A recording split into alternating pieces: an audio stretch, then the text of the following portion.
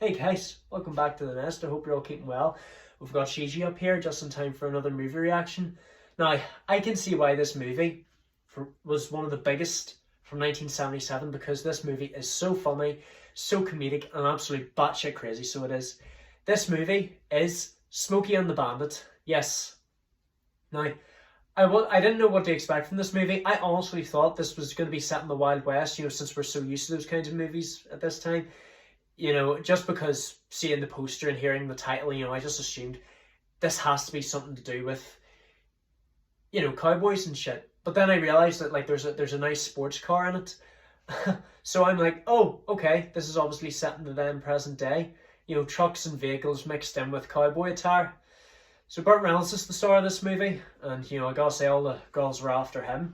He was named the sexiest man alive during his time when he was acting. It starts off with this wealthy man who is sponsoring a racer, and he's looking for someone to bootleg Coors Beer for a refreshment during the race. The man and his son come across Bandit. Yeah, Bandit turns out to be just a nickname. I think his real name is Bo or something like that. It's definitely one of those southern names.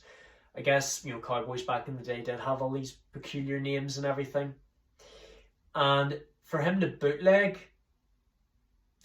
they offer him $80,000 for this task, but he's only got 28 hours to do it. Now, he doesn't want to do it alone. He calls around to his friend Snowman, who's played by a guy called Jerry Reed. It turns out that Jerry Reed also wrote the songs for this movie. Snowman's reluctant at first, and as soon as he hears the price, $80,000, he accepts. And it's at this moment where he decides to take the dog with him. Yeah, his dog Fred.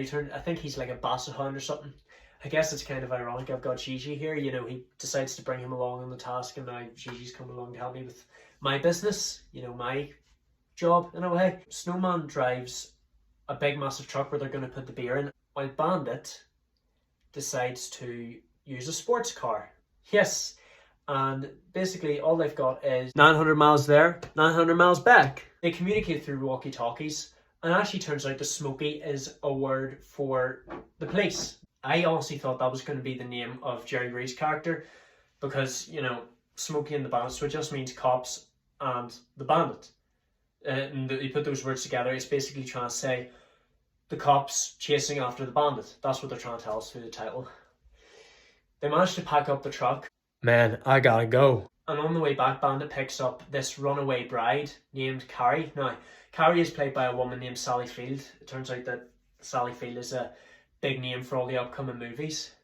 It turns out that she was a dancer back in the day, and she only got on the Broadway for about 12 minutes. Like, how does that even happen? As soon as you get into Broadway, if you have a breakthrough, you're basically in there for the rest of your life. As soon as you get a breakthrough in the acting business, you're in this for the rest of your life. I just don't understand how she only managed to get 12 minutes, but it's a movie, so who the hell cares? And Bandit has already taken a liking to her. And as he states, cowboys like fat calves. The powerful Sheriff Buford T. Justice and his clueless son, Junior, are in hot pursuit of Bandit, and the only reason why he wants in pursuit of Bandit, it has nothing to do with his speed, and it has nothing to do with the fact that he is bootlegging boxes of Coors Beer.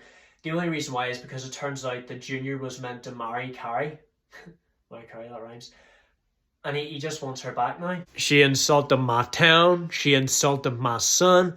She insulted my authority. And he's also very abusive to his son. Every time Junior tries to make a suggestion, he's just like, shut up! He just cannot keep up. And, it actually turns out that Bandit is more skillful with driving than they think. Whenever a cop chases after him, he manages to lead one into the pond and he runs someone over. And, he actually manages to make a jump when the others aren't able to catch up. It's just very, very unfortunate, so it is. The man on the other hand is also very impressed by his friend's skill. I did good there, didn't I, Fred? Bandit gives Carrie the nickname Frog because of her jumpiness, as he puts it. Why you give me that name? Because you're always hopping around. At the bridge, the jump that they managed to make, the police officers, they haven't had much luck. And this is one of the funniest parts in the whole movie, whenever they're just tipping off the bridge. They're in some serious shit, they're just tipping off the bridge without a single scratch in the car. See? I didn't wreck it, did I, Sheriff? You sounded much taller on the radio. His movie is so funny. Like, both drivers, they managed to have a rest by pulling up to this bar, these bars. Things seem to go a wee bit better for Bandit in the bar than they do for Snowman, because Bandit manages to order himself a burger and a drink. He gives Frog, as we're going to call her now, some money, to manage to get to a place and make a life for herself. But fortunately and unfortunately, Buford is caught up to him, but he doesn't realise that this is the guy that he's chasing after.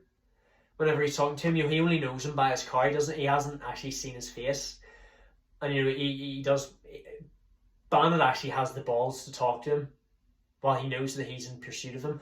As soon as Buford uses the bathroom, Bandit just bolts out of the bar. He's like, I'm out of here. He wouldn't have gotten far, if Frog actually managed to get away with his car in time.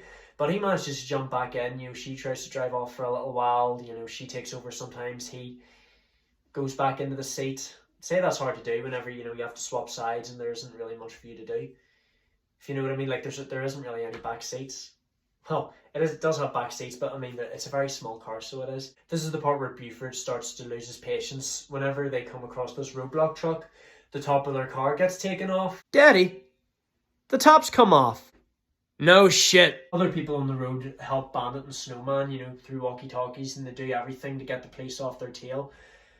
Yeah, and also, I don't think Snowman should have brought Fred along the trip with him, because Fred just does what he wants. He lets him, you're meant to let a dog out if it's too hot, but whenever he goes to swim off into the lake, Snowman has to go in with it to get him.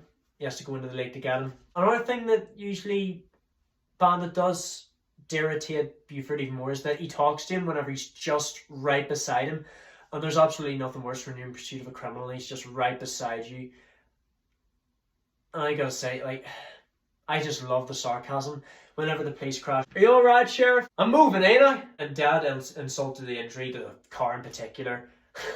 This truck just takes the car door off of Buford's car. And this is where he starts to lose his patience. Some bitch! I saw that! I'm gonna boil your ass in molasses! And how does he cope with it? He takes his anger out on his son. There's no way you came from my lawn. As soon as I get home, I'm gonna smack your mama in the goddamn mouth. Snowman gets beaten up by these thugs in the bar that he's in because he gets accused of his dog biting one of the thugs, and he punches him. And I thought he wasn't going to continue on with the journey because he's weakened by the fight, but he manages to get his revenge by running over the thugs' motorcycles. I wonder how they're going to get away from the bar like that. The thing I don't really appreciate with Buford is, he's willing to raise his voice and use profanity, but he doesn't want others doing the same. And I thought this is the funniest part of the movie when he tries to reason with the cop, and the cop's like, I'm sorry, Sheriff. He's like, that's brilliant. No. Oh no. Beep. I can tell what he's told him, just by the car horn. F off's basically easy to establish, through my lip syncing. At this point, they just arrive at Georgia, but they very nearly get caught with so many roadblocks and a helicopter on their tail. But luckily, Snowman manages to take the lead, and he rams the shit right out of the cops. And they're just so lucky. And Snowman was the one who was doubting the trip at first, but now he is determined to win. And then whenever they actually arrive 10 minutes early, thanks to Snowman, and they get a double or nothing offer if they go and claim these jars of clam chowder. But they've only got 18 hours. Like, if they can do 28, and arrive 10 minutes early, they can do 18. And they decide to give Buford one more call and just tell him, I'm about to do this. And they just drive off. And fair play to Frog for calling out to Junior. Dollar Village, Junior! The movie ends with Buford just driving off after Bandit, Snowman and Frog, with his car falling to pieces.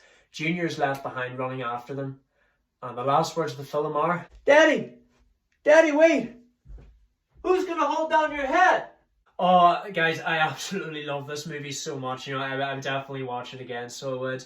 Yeah, I did hear that there was a trilogy of this. This is only the first of a trilogy.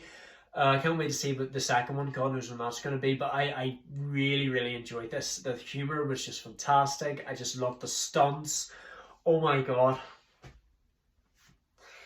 Yeah, hopefully there's going to be more like this in 1977. But, you know, we're just going to have to wait and see what we've got. Bear in mind that, you know, I'm going to be uploading probably once a week instead of like twice or thrice. You know, I'm just going to be doing this once a week until we get all this gaming equipment sorted out. You know, I haven't really got long, guys. I've only got